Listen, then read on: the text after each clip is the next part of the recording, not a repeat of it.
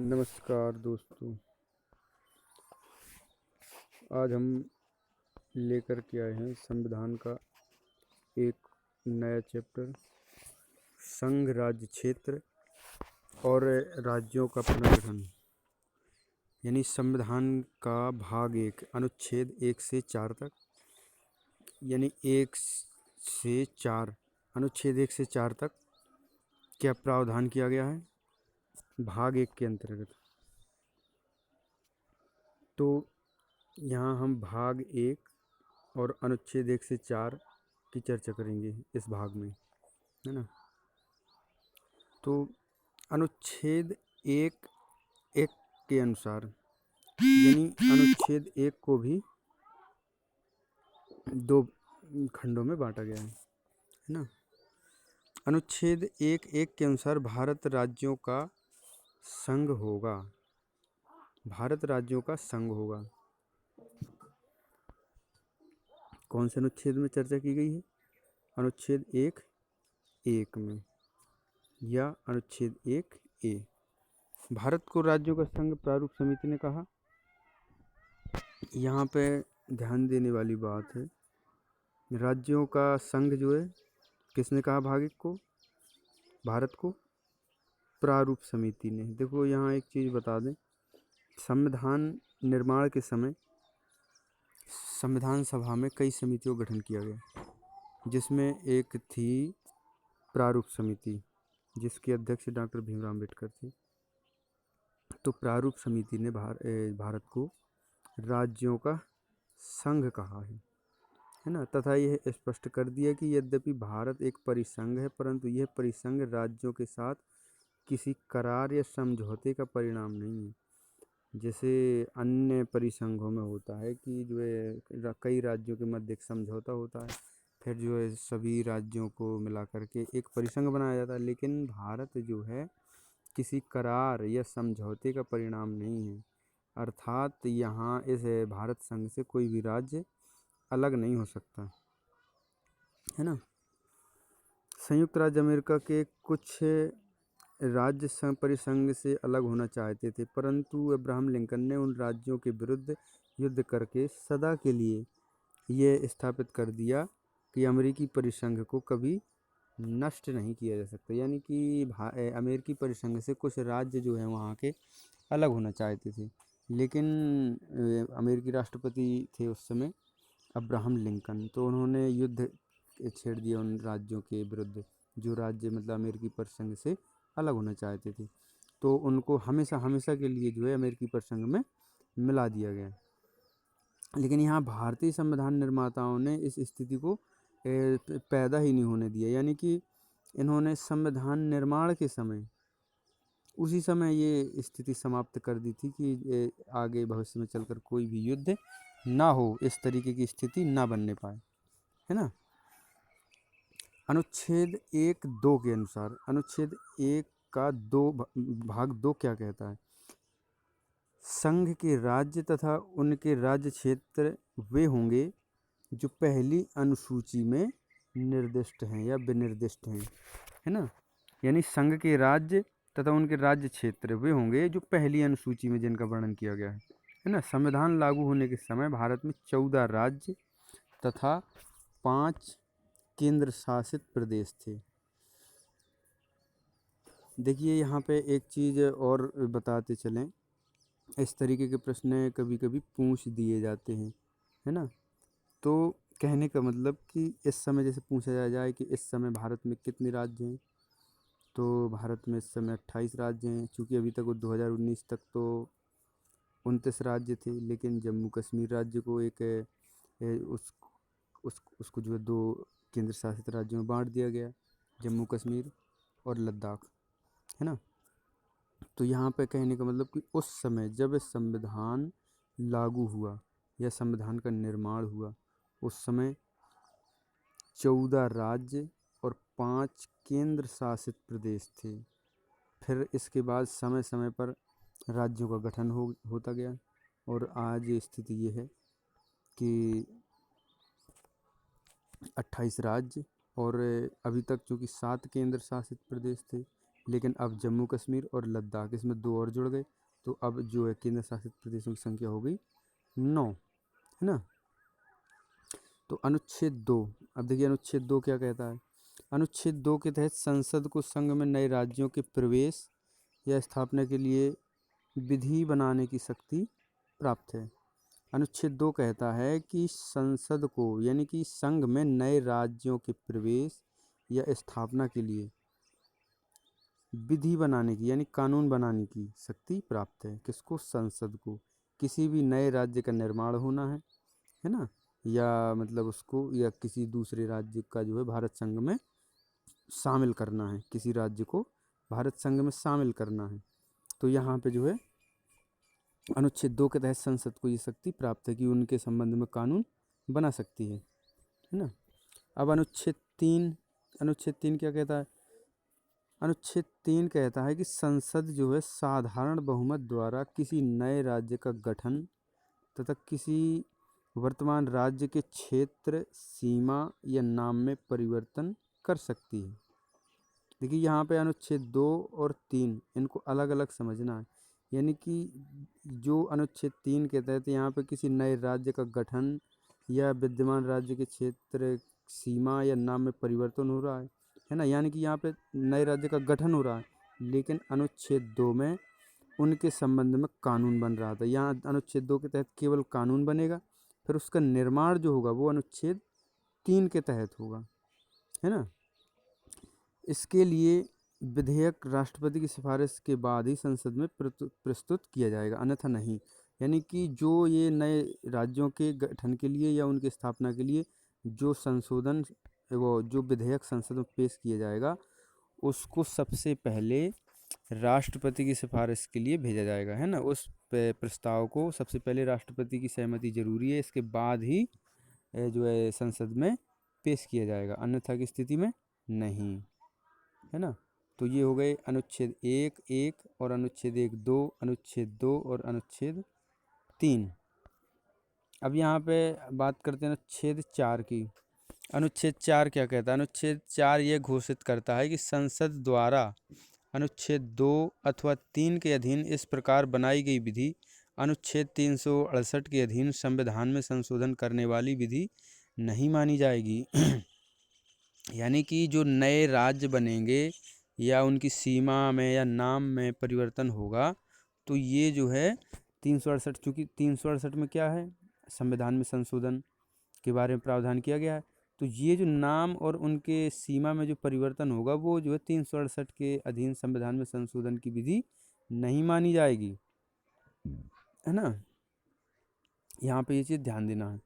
9वां संशोधन अधिनियम 1960 पारित करके बेरूबारी संघ को पाकिस्तान को सौंप दिया गया, है ना। यहाँ पे एक बेरूबारी संघ एक विवाद चल रहा था भारत और पाकिस्तान के मध्य, तो जो है 1960 में जो है संशोधन करके 9वां संशोधन करके इसको जो बेरूबारी संघ को पाकिस्तान को सौंप दिया गया था। तो ये हो गए अनुच्छेद 1 से लेकर के 4 तक, यानी भाग 1, इसमें राज्य और संघ के बारे में, ठीक है। कभी कभी प्रश्न इस तरीके से भी आ जाता है कि भाग 1 भाग एक में आपके क्या है, तो भाग 1 में आपका है जो है संघ और उसके राज्य क्षेत्र, ठीक है। अगर छोटी परीक्षाओं में ज़्यादातर ये प्रश्न पूछे जाते हैं, है ना। तो भाग 1 में जो है क्या आता है, संघ और उसका राज्य क्षेत्र, है ना, राज्य क्षेत्र, ठीक है। अब जो है जो देखिए, चूंकि मूल संविधान में, है ना, ये चीज़ और ध्यान रखना है, मूल संविधान में कितने राज्य और कितने केंद्र शासित प्रदेश थे। तो यहाँ पे देखिए इसमें 14 राज्य और 5 केंद्र शासित प्रदेश थे, लेकिन जो अब इस समय चूँकि संख्या है 28 राज्य हैं और 9 केंद्र शासित प्रदेश हैं, तो ये यानी कि लागू होने के बाद ही जोड़े गए। तो कब जो है किस राज्य को जोड़ा गया, किस आधार पर जोड़ा गया, है ना, क्यों ज़रूरत पड़ी इन राज्यों को जोड़ने की, है ना, बनाने की, तो उसके बारे में अब जो है आगे विस्तार से चर्चा करते हैं, है ना। भाषाई आधार पर, यानी जो नए राज्यों का निर्माण हुआ है वो जो है किस आधार पर किया गया, भाषा के आधार पे, है ना। ये ध्यान देना इसको, ठीक है। यहाँ पे ना जाति के आधार पर, ना समुदाय के आधार पर, ना ही आर्थिक स्थिति के आधार पर, यहाँ पे जो है राज्यों का पुनर्गठन या नए राज्यों का गठन जो है किस आधार पर किया गया, भाषा के आधार पर, है ना। विभिन्न भाषाओं को बोलने वाले लोगों के लिए अलग अलग राज्य की स्थापना की गई। डॉक्टर राजेंद्र प्रसाद ने जस्टिस एस के धर की अध्यक्षता में 27 नवंबर 1947 को एक 4 सदस्यीय भाषाई प्रांत आयोग का गठन किया। इस आयोग ने भाषा की जगह प्रशासनिक, भौगोलिक तथा विकास की सुविधा के आधार पर राज्यों के गठन का सुझाव दिया। इन्होंने अपनी रिपोर्ट 10 दिसंबर 1948 को दे दी थी, है ना। चूँकि डॉक्टर राजेंद्र प्रसाद संविधान सभा के अध्यक्ष थे, है ना, तो ये जो है जस्टिस, ये सर्वोच्च न्यायालय के न्यायाधीश थे, एक डॉक्टर एस के धर, है ना। तो इनकी अध्यक्षता में, यानी उस समिति का अध्यक्ष बनाया गया इन्हें, और इनकी अध्यक्षता में एक भाषाई प्रांत आयोग का गठन किया गया, है ना। इस आयोग ने अपनी रिपोर्ट 10 दिसंबर 1948 को पेश की, ठीक है। तो इस आयोग ने किस आधार पर राज्यों के गठन की बात की थी, प्रशासनिक, भौगोलिक तथा विकास की सुविधा के आधार पर। इन्होंने कहा कि नहीं, भाषा के आधार पर नहीं होना चाहिए राज्यों का गठन, राज्यों का गठन होना चाहिए प्रशासनिक, भौगोलिक तथा विकास की सुविधा के आधार पर होना चाहिए, है ना। इसके बाद कांग्रेस कार्य समिति ने भी जेवीपी समिति का मतलब जवाहरलाल नेहरू, है ना, विपिन चंद्र पाल और पट्टाभी सीतारमैया, ठीक है, 3 लोग थे इसमें।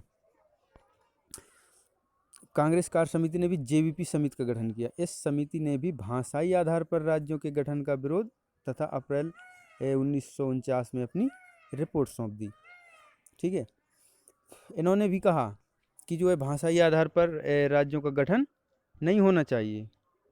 लेकिन इसी समय हुआ क्या कि आंध्र प्रदेश, मद्रास राज्य में इस समय जो भाग आंध्र प्रदेश कहलाता है, वहाँ के एक क्रांतिकारी थे या अनशनकारी पोट्टी श्री रामुल्लू। इन्होंने क्या किया, इन्होंने जो है मद्रास राज्य के लिए तेलुगु भाषियों के लिए अलग राज्य के गठन की मांग को लेकर आमरण अनशन शुरू कर दिया, जिसके कारण 56 दिन बाद 15 दिसंबर 1952 को इनकी मृत्यु हो गई। यहाँ पे एक नेता थे पोट्टी श्री रामुल्लू। इन्होंने क्या किया, जब ये जो है एक धर आयोग था, देखो इन्होंने भी भाषा के आधार पे जो है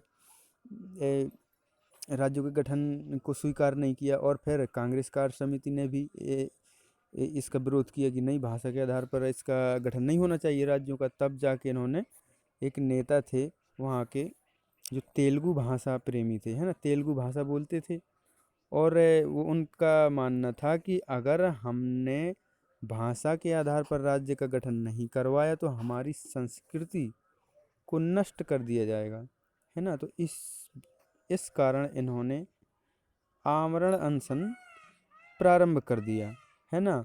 आमरण अनशन करते रहे, लेकिन सरकार ने इनकी ओर ध्यान नहीं दिया, और 56 दिन के बाद बिना खाना पीना खाए पिए अनशन करते रहे, और अंत में 56 दिन तक तो चलते रहे। इसके बाद इनकी 15 दिसंबर 1952 को मृत्यु हो गई। जब इनकी मृत्यु हो गई तो फिर नेहरू जी ने, चूँकि पंडित नेहरू उस समय प्रधानमंत्री थे, तो उन्होंने फिर क्या किया कि नेहरू जी ने तेलुगु भाषियों के लिए, यानी कि जो लोग तेलुगु भाषा बोलते थे, उनके लिए अलग राज्य आंध्र प्रदेश, है ना, कौन सी भाषा बोलने वालों के लिए, तेलुगु भाषा बोलने वालों के लिए आंध्र प्रदेश राज्य की घोषणा कर दी। कब? 1 अक्टूबर 1953 को।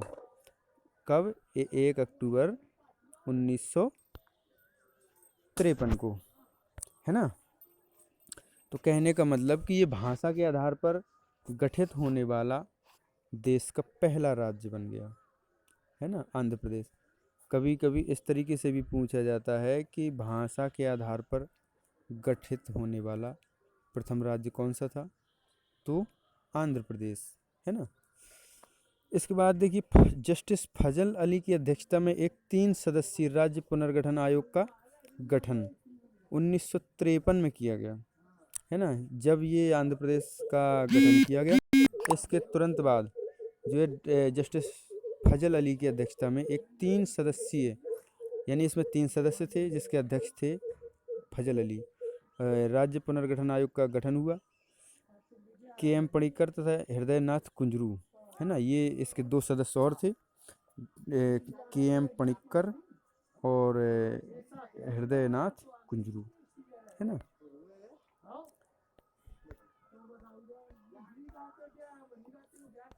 अब यहाँ देखिए 14वें संविधान संशोधन अधिनियम 1962 में संविधान में संशोधन किया गया। 14वें संशोधन के द्वारा पांडिचेरी को 6वां केंद्र शासित प्रदेश बनाया गया।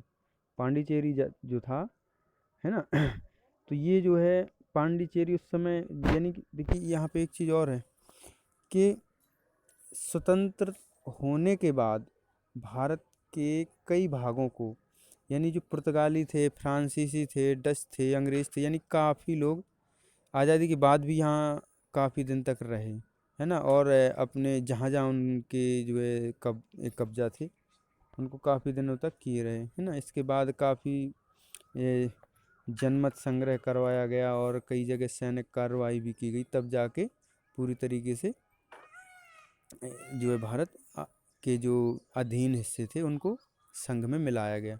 तो जो है 1962 में पांडिचेरी को 6वां केंद्र शासित प्रदेश बनाया गया। पांडिचेरी, माहे तथा कारिकल फ्रांसीसी उपनिवेश थे यहाँ पे, यानी कि फ्रांसीसियों का कब्जा था, और जिन्हें 1954 के समझौते द्वारा फ्रांस ने भारत को सौंप दिया था, है ना।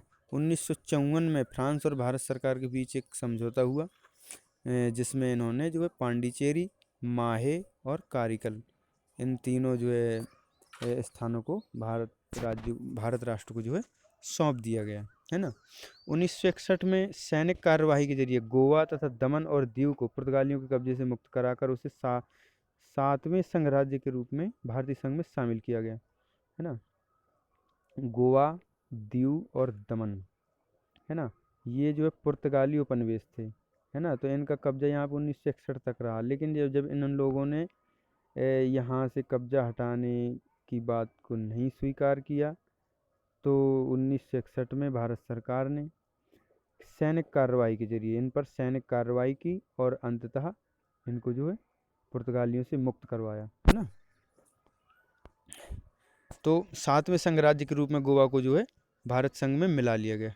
1960 में देखिए यहाँ पे एक बम्बई राज्य है, बम्बई प्रांत था अंग्रेजी उपनिवेश काल के समय, एक बम्बई प्रांत था। बम्बई प्रांत का मतलब जो आधुनिक बम्बई है, उस बम्बई से मतलब नहीं है, ये वो बम्बई एक छोटा सा शहर है, लेकिन जो उस समय का जो बम्बई प्रांत था, जो गुजरात और महाराष्ट्र दोनों मिला करके पूरे जो प्रांत को बम्बई प्रांत के नाम से जानते थे हम।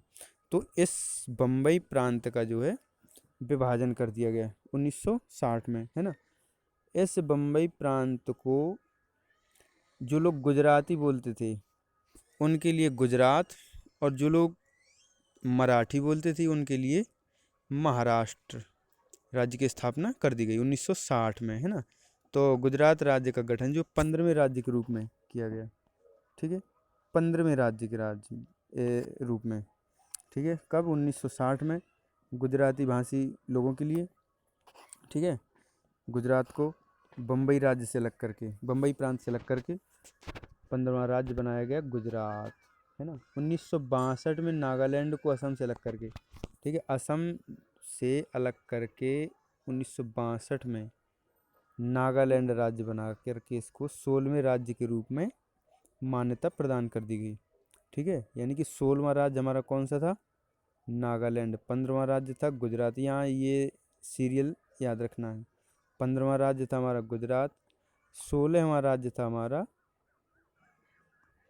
नागालैंड। नागालैंड को असम से अलग किया गया था, गुजरात को बम्बई प्रांत से अलग किया गया था, ठीक है। 1969 में असम को दोबारा विभाजित किया गया, देखो एक बार विभाजन हुआ इसका 1962 में, ठीक है। दोबारा विभाजन हुआ 1969 में, और दोबारा जब विभाजन हुआ तो इससे जो है एक मेघालय मेघालय को उपराज्य का दर्जा दिया गया। पूर्ण राज्य नहीं बनाया अब इसको, ये उपराज्य बन गया। 1971 में मेघालय को हिमाचल प्रदेश, त्रिपुरा तथा मणिपुर के साथ पूर्ण राज्य का दर्जा दिया गया। यानी 1971 में मेघालय को जो है पूर्ण राज्य का दर्जा दिया गया, है ना। और उसी समय उसी वर्ष 1971 में ही हिमाचल प्रदेश, त्रिपुरा और मणिपुर को भी जो पूर्ण राज्य का दर्जा दिया गया। इसके पहले ये भी उपराज्य थे। हरियाणा का गठन 1966 में पंजाब प्रांत था, जो पंजाब प्रांत था, तो वहाँ पंजाब के लोग, कुछ लोग पंजाबी भाषा बोलते थे और कुछ लोग हिंदी भाषा बोलते थे। तो जो लोग हिंदी बोलते थे उनके लिए एक अलग राज्य हरियाणा का गठन कर दिया गया 1966 में। ये सब देखो भाषा के आधार पे हो रहे हैं, सभी राज्यों का गठन भाषा के आधार पे किया जा रहा है। तो 1966 में हरियाणा का गठन कर दिया गया, है ना। पंजाब राज्य से अलग कर दिया गया इसको, है ना। जो लोग पंजाबी बोलते थे उनके लिए पंजाबी, वो पंजाब बना दिया गया। जो लोग हिंदी बोलते थे उनके लिए हरियाणा, ठीक है। लेकिन यहाँ पे एक सबसे महत्वपूर्ण बात एक जो है यहाँ पे बताते चलें कि सिक्किम सिक्किम एक ऐसा राज्य है जो भारत का हिस्सा नहीं था। उस समय उपनिवेश काल के दौरान ये एक स्वतंत्र राज्य था। सिक्किम जो है स्वतंत्र राज्य था एक, लेकिन वहाँ की जो जनता थी उन्होंने अपनी स्वेच्छा से सिक्किम सरकार से अनुरोध किया और और जाके उसको भारत संघ में मिला दिया गया, है ना। 35वें संशोधन अधिनियम 1974 के द्वारा सिक्किम को भारत के सहराज्य का दर्जा दिया गया तथा 1975 में 36वें संशोधन के द्वारा, ठीक है। यहाँ पे याद ये रखना है कि कब इसको सहराज्य बनाया गया, इसको 1974 में, और पूर्ण राज्य बना दिया गया इसको 1975 में, एक साल बाद, ठीक है। 35वां संशोधन, देखो इसके लिए 2 संशोधन किए गए, 35वां संशोधन और 36वां संशोधन। 35वां संशोधन हुआ 1974 में, 35वें संशोधन के तहत इसको सहराज्य बनाया, और 36वें संशोधन 1975 में इसको पूर्ण राज्य का दर्जा देकर इसको 22वां राज्य बना दिया गया। ये भारत संघ का कौन सा राज्य बना? 22वां राज्य बना, ठीक है। और इसकी खास बात ये है कि ये भारत संघ का हिस्सा नहीं था। ये सिक्किम राज्य जो है ये जो है अपना एक स्वतंत्र राज्य था। उपनिवेश काल में यह स्वतंत्र राज्य था, है ना। यहाँ पे भारत सरकार ये जो शासन नहीं करती थी, यहाँ पे सिक्किम सरकार शासन करती थी, उनकी अपनी सरकार थी, है ना। लेकिन ये अब यहाँ पे सब प्रश्न उठता है कि ये भारत संघ में शामिल कैसे हुआ। तो वहाँ की जो जनता थी, जनता ने जो इच्छा प्रकट की थी कि हम जो है भारत संघ में शामिल होना चाहते हैं, है ना। तो वहाँ की जनता के विशेष अनुरोध पर इसको भारत संघ में मिला लिया गया। अब जो है ये भारत का एक अभिन्न अंग है। 1986 में मिजोरम 23वां राज्य बना तथा अरुणाचल प्रदेश 24वां राज्य बना 1986 में, है ना। मिजोरम और अरुणाचल, ठीक है, 2 राज्य बने 1986 में। 23वां राज्य मिजोरम बना और 24वां राज्य अरुणाचल बना, ठीक है। 1 नवंबर 2000 को 1 नवंबर सन 2000 को, देखिए 2000 में 3 राज्य बनेंगे यहाँ पे, ठीक है। छत्तीसगढ़, उत्तराखंड और झारखंड, ठीक है। 1 नवंबर सन 2000 को मध्य प्रदेश को विभाजित किया गया, है ना। मध्य प्रदेश को बांट करके यहाँ पे 26वां राज्य छत्तीसगढ़ को बनाया गया। छत्तीसगढ़ जो अलग हुआ है वो मध्य प्रदेश से अलग हुआ है। कौन सा राज्य बना है? 26वां, ठीक है। और कब बना? 1 नवंबर 2000 में, सन 2000 में, ठीक है। इसके बाद उसी वर्ष 9 नवंबर को, देखिए 1 नवंबर, 9 नवंबर और 15 नवंबर, 1 तारीख 9 तारीख और 15 तारीख। 1 नवंबर को मध्य प्रदेश को बांट करके छत्तीसगढ़ बनाया गया। 9 नवंबर को उत्तराखंड बनाया गया, उत्तर प्रदेश को काट के, है ना। और 15 नवंबर को बिहार को काट करके झारखंड राज्य बनाया गया, 28वां। ठीक है, झारखंड जो 28वां राज्य बना। ठीक है, 26वां जो है आपका छत्तीसगढ़, और 27वां बना उत्तराखंड, और 28वां बना झारखंड। ठीक है, मध्य प्रदेश, यूपी और बिहार को काट करके छत्तीसगढ़, उत्तराखंड और झारखंड। ठीक है, 3 राज्य बनाए गए।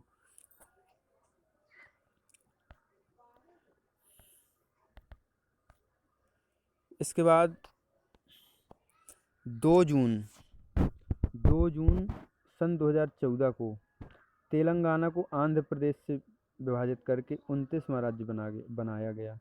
ठीक है, तेलंगाना को 29वां राज्य कब बनाया गया? 2014 में।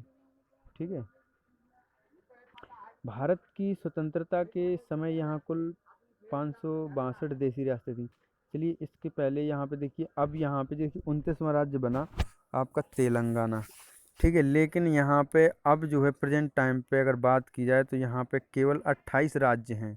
ठीक है, तो जम्मू कश्मीर के बारे में यहाँ पे चर्चा करते हैं थोड़ी, कि जम्मू कश्मीर को जो है सन 2019 में, ठीक है, इसका जो है अनुच्छेद 370, ठीक है, 370 था जो अनुच्छेद, इसको विशेष राज्य का दर्जा दिया गया था, लेकिन वो वहाँ पे 2019 में समाप्त कर दिया गया। ठीक है, और जम्मू कश्मीर राज्य को 2 भागों में बांट दिया गया, है ना, यानी कि उसको अब राज्य नहीं माना जाएगा, उसको 2 भागों में बांट करके 2 केंद्र शासित प्रदेश बना दिए गए, जिसमें एक का नाम जम्मू कश्मीर और दूसरे का नाम लद्दाख। ठीक है, तो अब कहने का मतलब कि जो केंद्र शासित प्रदेशों की संख्या यहाँ पे 7 थी, वो अब जाके पहुँच गई 9। ठीक है, और हमारे राज्य कितने बचे?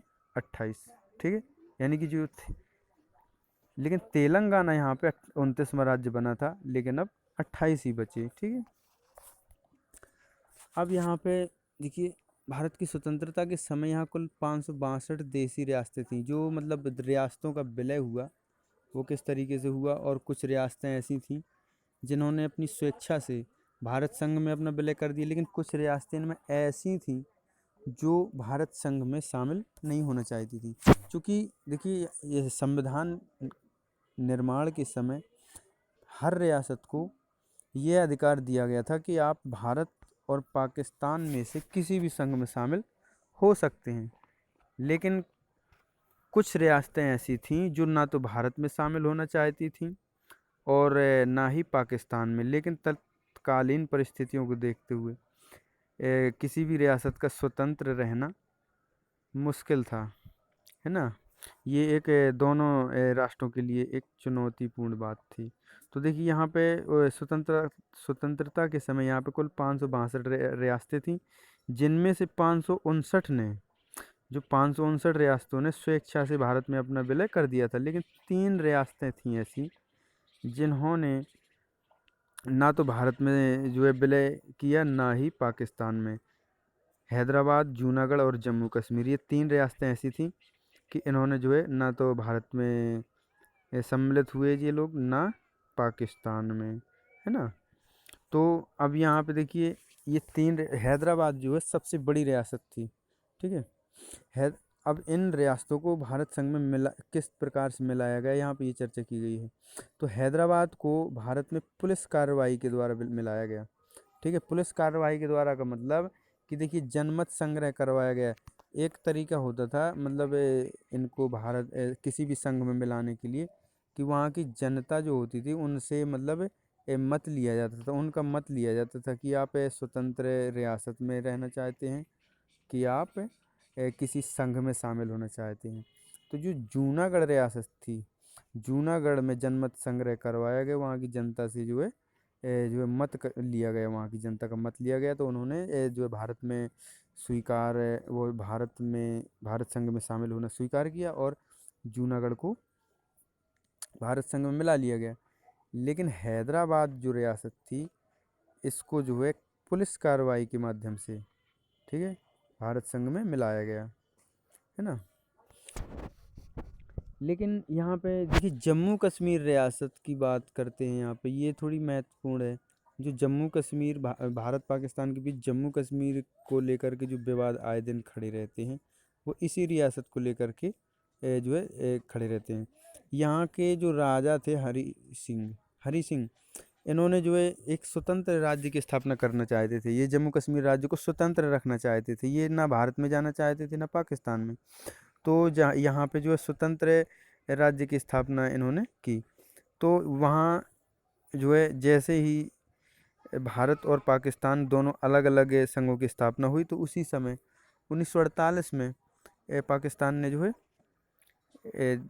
जम्मू कश्मीर में जो है आक्रमण कर दिए। पाकिस्तानी सेना ने वहाँ के जो कबायली थे, उन्होंने जो है पाकिस्तान सरकार ने उन कबायलियों के माध्यम से जो है जम्मू कश्मीर में आक्रमण करवा दिया। आक्रमण करवाने के बाद महाराजा हरी सिंह ने डॉक्टर जवाहरलाल नेहरू के पास एक जो है पत्र भेजा और जो है सैनिक सहायता की मांग की। लेकिन उन्होंने अपनी शर्त रखी, अगर आप रियासत को भारतीय संघ में मिलाते हैं तब तो भारतीय सेना आपकी सहायता के लिए आएगी, अन्यथा नहीं आएगी। तो इस प्रकार से महाराजा हरी सिंह ने जो है जम्मू कश्मीर का भारत संघ में विलय किया। तभी से जो है जम्मू कश्मीर भारत का एक अभिन्न भाग है। लेकिन जब तक भारतीय सेना उनकी सुरक्षा के लिए पहुंचती, तब तक पाकिस्तानी सेना ने जम्मू कश्मीर के काफ़ी भाग में कब्जा कर लिया था। ठीक है, तो उस भाग को लेकर के विवाद आज भी खड़ा है, जिसका निराकरण आज भी नहीं हुआ। ठीक है, राष्ट्रीय अस्थायी सरकार में रियासती विभाग का कार्यवाहक सरदार पटेल को बनाया गया, यानी रियासती विभाग का कार्यवाहक। यह एक सबसे बड़ी चुनौती थी। स्वतंत्रता के पश्चात आर्थिक सामाजिक समस्या के पहले, उन समस्याओं का समाधान बाद में, लेकिन जो सबसे बड़ी समस्या थी कि इन रियासतों को भारत संघ में कैसे मिलाया जाए, इस ओर कोई भी व्यक्ति काम करने को सोचने पर मजबूर था। तो ऐसी परिस्थिति में सरदार पटेल ने बड़े साहस से काम लिया और जाकर रियासती विभाग का कार्यवाहक नियुक्त हुए, और इन्होंने अपनी सूझबूझ और बुद्धिमत्ता से जाकर के सभी रियासतों को भारत संघ में मिलाया और एक अखंड भारत की स्थापना की। ब्रिटिश काल में भाषाई आधार पर बिहार, उड़ीसा तथा असम का गठन 1912 में किया गया था। ठीक है, जो बिहार, उड़ीसा और असम राज्य हैं, इनका गठन जो 1912 में किया गया था। ठीक है, तो अब ये जो है राज्यों का पुनर्गठन अब हम यहाँ से समझ गए कि किस प्रकार से हुआ और कब हुआ। तो ठीक है फिर।